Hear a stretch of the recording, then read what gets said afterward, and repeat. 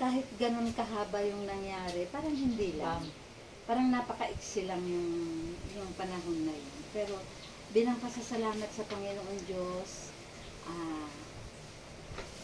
ibinibigay natin ang pagpupugay sa Kanya dahil marami siyang isa-celebrate ngayong buwan ng Marso. Unang higit sa lahat, nakarating siya payapat ligtas, awa ng Diyos, na nakauwi siya dito sa Pilipinas.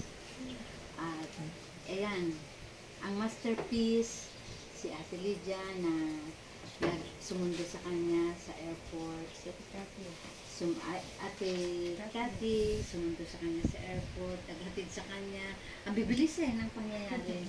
Naghatid ulit sa kanya the following day, that was March 6, March 7, nandun na siya ulit sa Partas, pauwi na siya ng Ilocos Sur.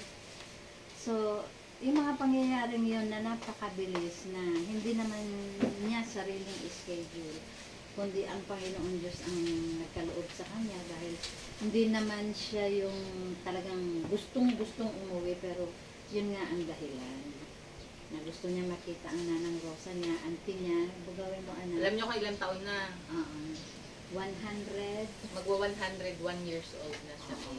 Yung auntie Rosa niya, nakapatid ni father niya na nag-iisa nang nabubuhay sa side ng father niya.